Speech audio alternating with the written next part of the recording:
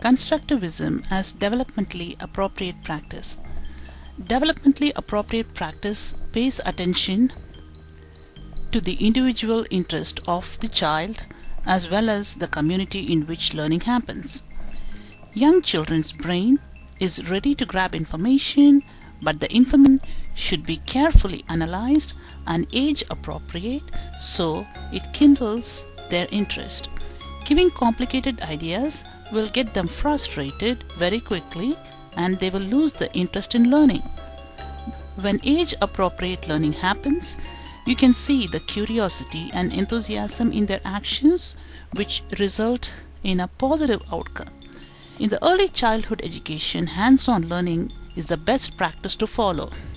Children learn by doing and exploring new techniques. We have been using blogs to teach this aspect of learning by doing. The invention of computers has complemented this by adding the programming part of learning. In reality, it extends from blocks to robots. The children are learning tremendously, integrating bits and atoms by combining electronics and mechanics. Constructivism is organized into categories like learning by design, objects to think with, and powerful ideas and thinking about thinking. Promoting positive technological development. Positive technological development is the technique which encourages children to explore technology at a very early age and also influence the community with those positive effects of development. Two different ways children learn technology are computer literacy and technology fluency. Computer literacy is the art of actually using the computers, but technology fluency is where the children get creative with the technology. This is the application part of learning where the actual life project happen. Children explore through hands-on activities. This is a start of positive learning and technology development. Technology affects the children in the personal, social, and emotional lives from a very early age. We have to help children use technology in a positive way and help them create a better world through the use of computers.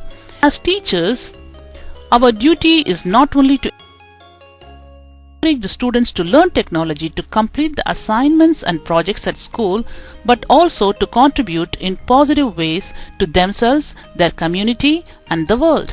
When that happens, we have created a positive technological development which in turn creates competence, confidence, caring, connection, and contribution which create a strong foundation for the children's future. Classroom management. Classroom management is always an issue in a hands-on learning environment. This issue is a problem even with the most experienced teacher. To properly bring hands-on learning into the classrooms, the classroom must change from a teacher lecturing to a teacher being a mentor.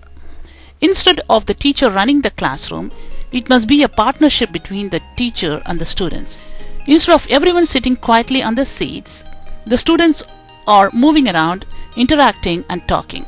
The teacher can group the students into teams and assign them specific roles. In this way, it is easy for the teacher to manage the students in smaller groups. It is amazing to see how the students somehow manage to discover the experts in their groups and who to ask for help if needed. This results in lots of cooperative learning and discussions which are very essential for the job market in the future.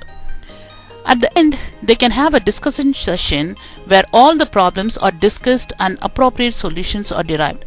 Working in between the chaos has become a part of teachers' job in a project-based learning environment.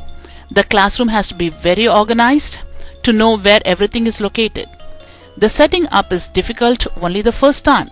Once organized, it takes minor adjustments as the class develops new projects.